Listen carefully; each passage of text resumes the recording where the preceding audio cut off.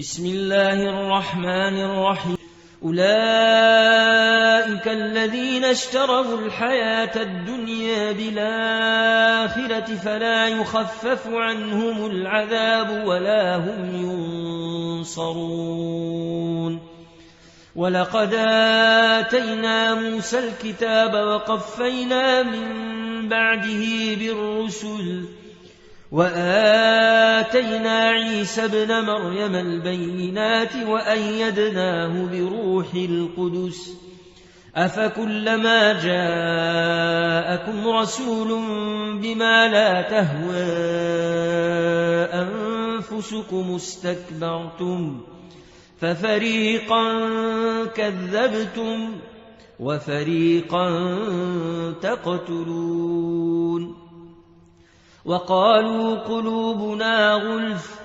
بل لعنهم الله بكفرهم فقليلا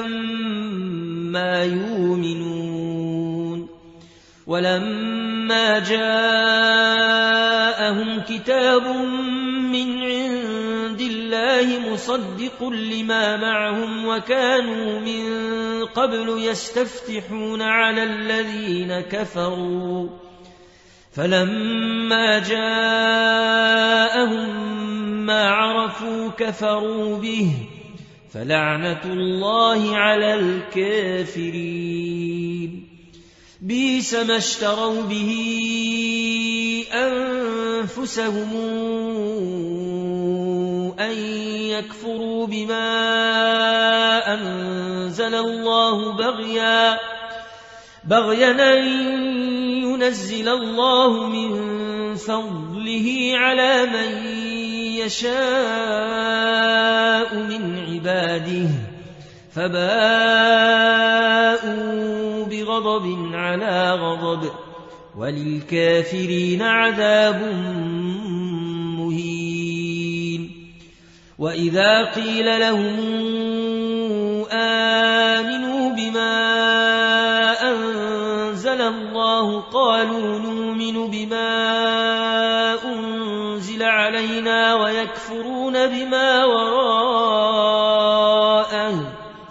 وهو الحق مصدقا لما معهم قل فلم تقتلون أنبياء الله من قبل إن كنتم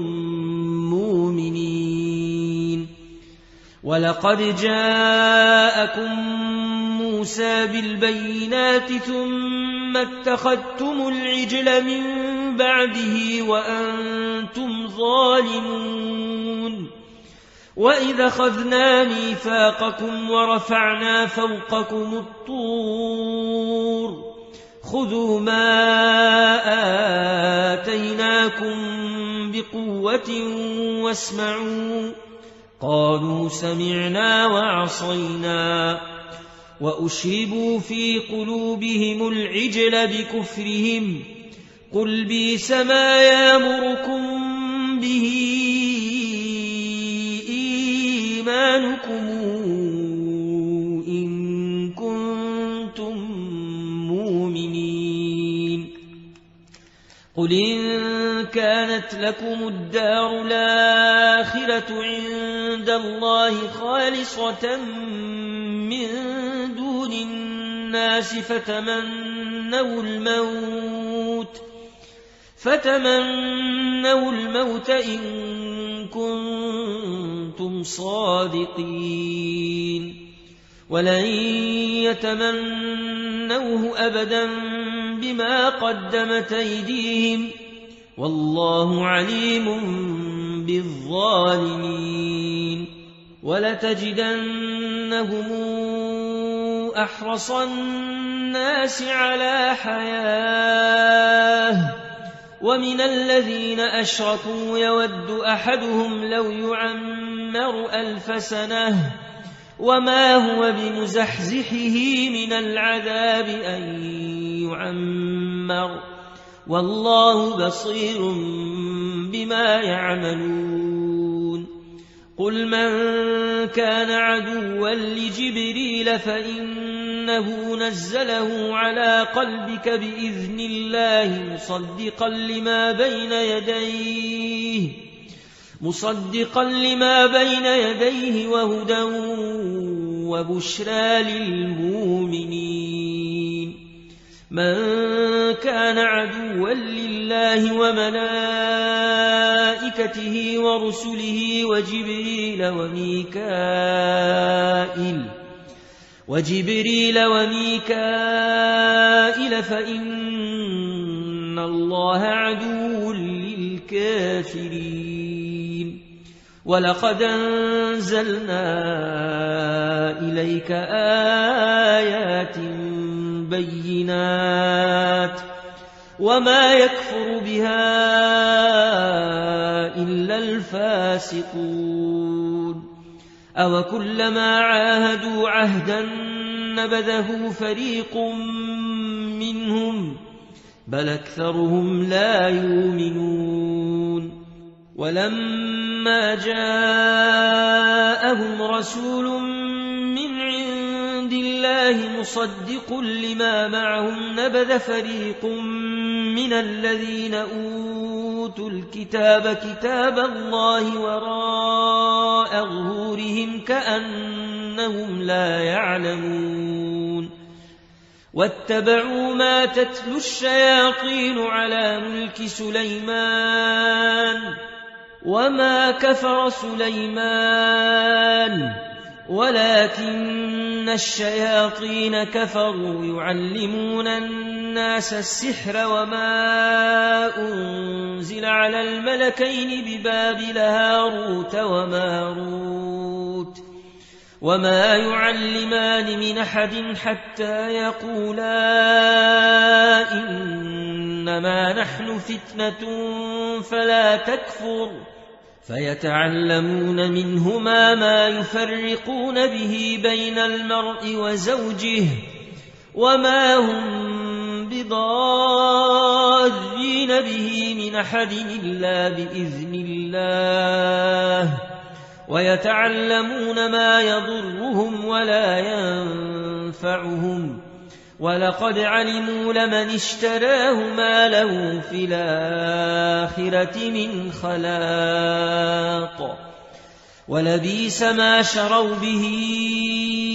أنفسهم لو كانوا يعلمون ولو أنهم آمنوا واتقوا لمثوبة من عند الله خير لو كانوا يعلمون يا أيها الذين آمنوا لا تقولوا راعنا وقولوا انظرنا واسمعوا وللكافرين عذاب أليم ما يود الذين كفروا من أهل الكتاب ولا المشركين أن ينزل عليكم من خير من ربكم والله يختص برحمته من يشاء والله ذو الفضل العظيم ما ننسخ من آية أو ننسها نات بخير منها أو مثلها ألم تعلم أن الله على كل شيء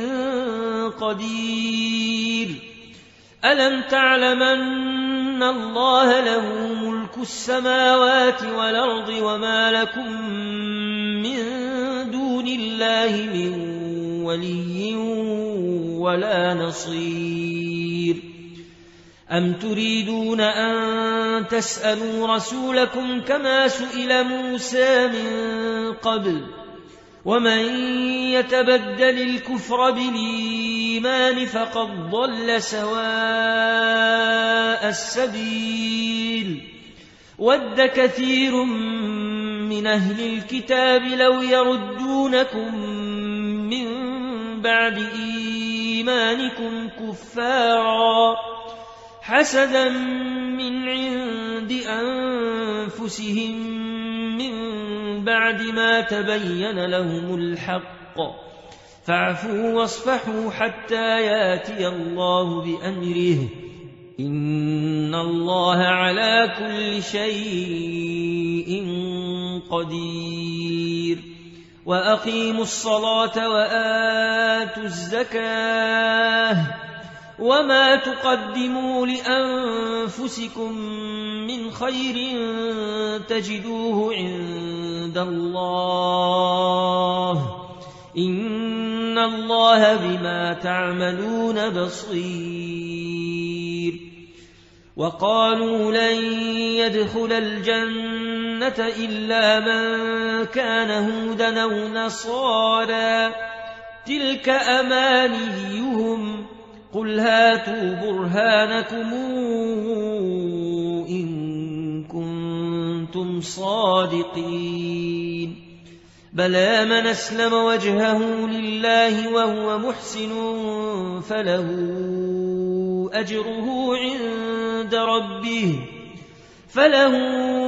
أجره عند ربه ولا خوف عليهم ولا هم يحزنون وقالت اليهود ليست النصارى على شيء وقالت النصارى ليست اليهود على شيء وهم يتلون الكتاب كذلك قال الذين لا يعلمون مثل قولهم فالله يحكم بينهم يوم القيامة فيما كانوا فيه يختلفون ومن أظلم ممن منع مساجد الله أن يذكر فيها اسمه وسعى في خرابها أولئك ما كان لهم أن يدخلوها إلا خائفين لهم في الدنيا خزي ولهم في الآخرة عذاب عظيم ولله المشرق والمغرب فأينما تولوا فثم وجه الله إن الله واسع عليم وقالوا اتخذ الله ولدا سبحانه بل له ما في السماوات والأرض كل له قانتون بديع السماوات والأرض وإذا قضى أمرا فإنما يقول له كن فيكون وقال الذين لا يعلمون لولا يكلمنا الله أو تاتينا آية كذلك قال الذين من قبلهم مثل قولهم تشابهت قلوبهم قد بينا الآيات لقوم يوقنون إنا أرسلناك بالحق بشيرا ونذيرا ولا تسأل عن أصحاب الجحيم ولن ترضى عنك اليهود ولا النصارى حتى تتبع ملتهم قل إن هدى الله هو الهدى ولئن اتبعت أهواءهم بعد الذي جاءك من العلم ما لك من الله من ولي ولا نصير الذين آتيناهم الكتاب يتلونه حق تلاوته أولئك يؤمنون به ومن يكفر به فأولئك هم الخاسرون يا بني إسرائيل اذكروا نعمتي التي أنعمت عليكم وأني إني فضلتكم على العالمين واتقوا يوما لا تجزي نفس عن نفس شيئا ولا يقبل منها عدل ولا تنفعها شفاعة ولا هم ينصرون وإذ ابتلى إبراهيم ربه بكلمات فأتمهن قال إني جاعلك للناس إماما قال ومن ذريتي قال لا ينال عهدي الظالمين وإذ جعلنا البيت مثابة للناس وأمنا واتخذوا من مقام إبراهيم مصلى وعهدنا إلى إبراهيم وإسماعيل أن طهرا بيتي للطائفين والعاكفين والركع السجود وإذ قال إبراهيم رب اجعل هذا بلدنا آمنا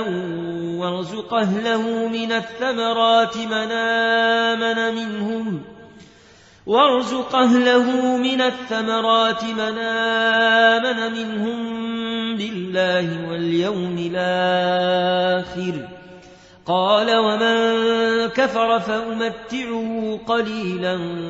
ثم أضطره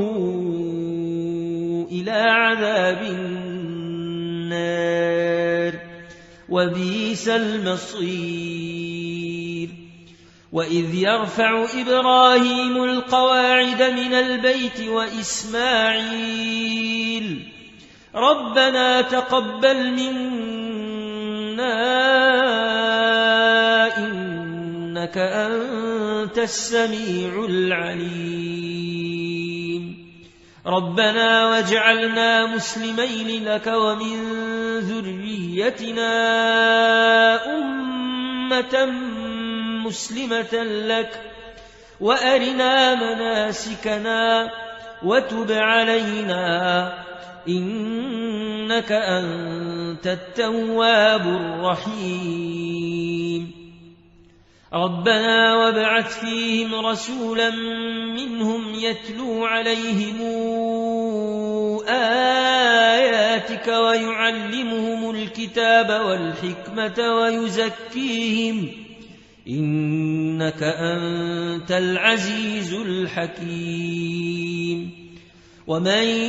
يرغب عن ملة إبراهيم إلا من سفه نفسه ولقد اصطفيناه في الدنيا وإنه في الآخرة لمن الصالحين. Please subscribe, like or share.